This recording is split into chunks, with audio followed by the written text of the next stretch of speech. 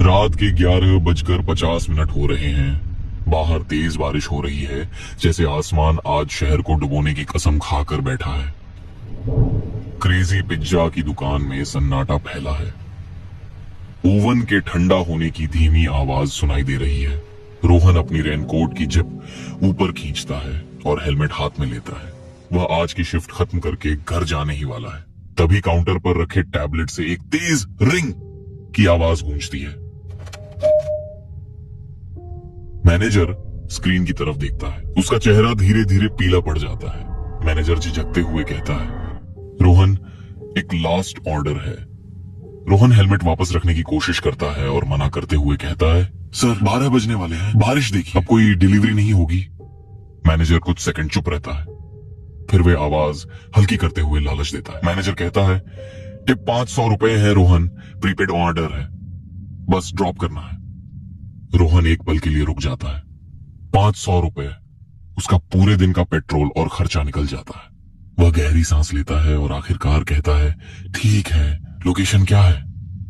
Manager एक पर्ची निकालकर उसकी तरफ बढ़ाता है। रोहन पर्ची पढ़ता है।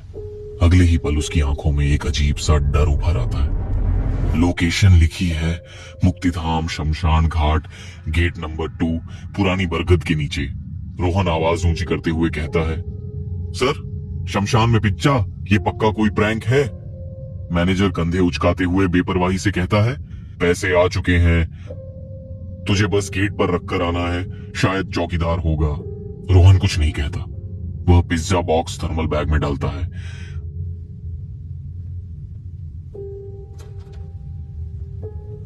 रोहन अपनी बाइक स्टार्ट करता है। इंजन की आवाज बारिश में डूब जाती है। बारिश की बूंदें हेलमेट के वाइजर पर हथौड़ों की तरह पड़ रही हैं। शहर की सड़कें वीरान हैं। स्ट्रीट लाइट्स धुंधली पीली रोशनी फेंक रही हैं, जिससे सड़कों पर परछाइयां अजीब सी लग रही हैं। रोहन धीरे धीरे शहर से बाहर की तरफ बढ़ता है। जैसे जैसे वह शमशान वाले रास्ते की ओर मुड़ता है, आसपास का सन्नाटा और गहरा होता जाता है। अब इमारतों की जगह झाड़ियां और सुनसान खंडर दिखते हैं। इस रास्ते पर एक भी स्ट्रीट लाइट नहीं है, सिर्फ बाइक की हेडलाइट अंधेरे को चीर रही है। अचानक रोहन को महसूस होता है कि बाइक कुछ भारी हो गई है। उसका दिल जोर से धड़कता है। उसे लगता है जैसे पीछे की सीट पर कोई बैठा है। वह शीशे में देखता है, कुछ नहीं है, सिर्फ काला अंधेरा। रोहन खुद से बड़बड़ाता हुआ कहता है, मुझे ऐसा क्यों लगा कि पीछे कोई बैठा है? शायद बस मेरा वहम ही होगा। रोहन कुछ सेकंड तक शीशे से नजर नहीं हटाता। पीछे की सीट खाली दिख रही है।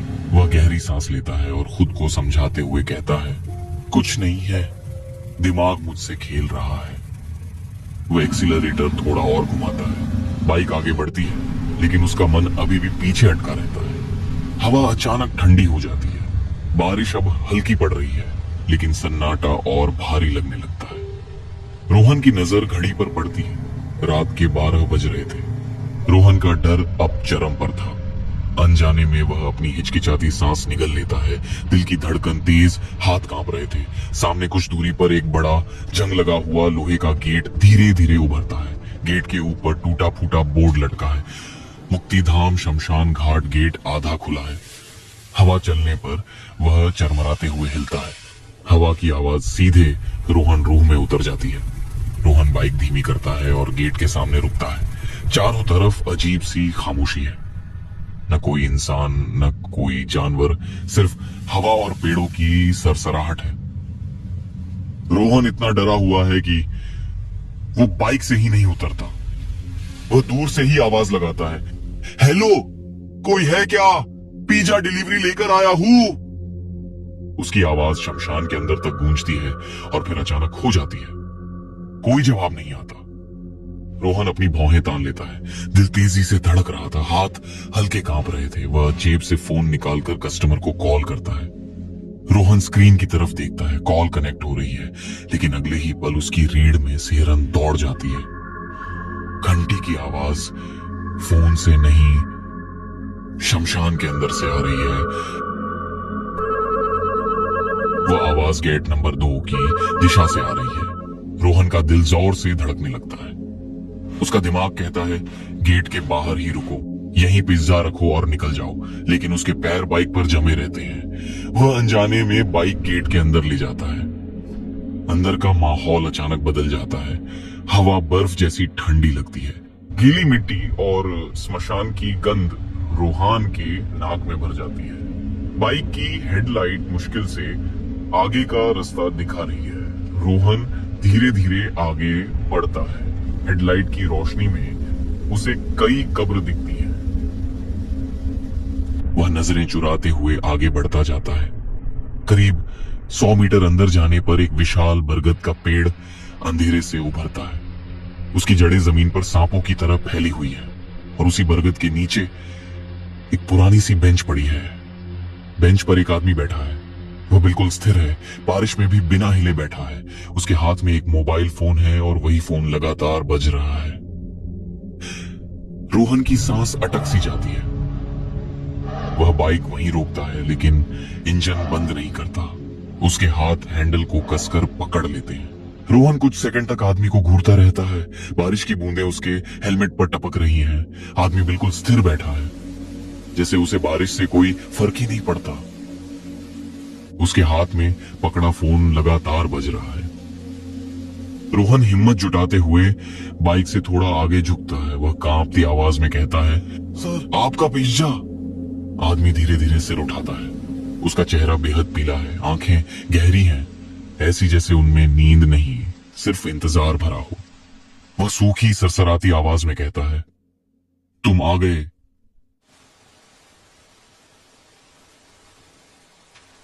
रोहन तुरंत थर्मल बैग खोलकर पिज्जा बॉक्स बाहर निकालता है। वह बॉक्स आगे बढ़ाते हुए कहता है, सर आपका ऑर्डर। आदमी अपना हाथ आगे बढ़ाता है। उसकी उंगलियां पिज्जा बॉक्स को छूती हैं। रोहन की उंगलियां अनजाने में उसके हाथ से टकरा जाती है। उस पल रोहन के पूरे शरीर में बिजली सी दौड़ जाती है। वह ठंड साधारण ठंड नहीं है, वह मौत की ठंड है। आदमी बॉक्स पकड़ते हुए धीमे स्वर में कहता है, रुकोगे नहीं? रोहन कदम पीछे हटाते हुए जल्दी से कहता है, ना नहीं सर, बहुत रात हो गई है, मैं चलता हूं। आदमी बॉक्स खोलता है। पिज्जा की गर्म खुशबू कुछ पलों के लिए शमशान की बदबू को दबा देती है। आदमी एक पिज्जा का स्लाइस उठाता है। वह बिना रोहन की तरफ देखे धीमे से कहता है, आज मेरी सालगिरह है। रोहन निगलते हुए डर के साथ पूछता है, आपकी शादी की सालगिरह है? आदमी के होठों पर एक फीकी मुस्कान आती है। वह आंखें उठाकर सीधे रोहन को देखते हुए कहता है, नहीं, मरने की सालगिरह है। रोहन का दिमाग एक पल के लिए सुन्न पड़ जाता है। उसका शरीर जैसे जड़ हो जाता है। आदमी पिज्जा का स्लाइस मुंह की तरफ ले जाने की बजाय जमीन पर रख देता है।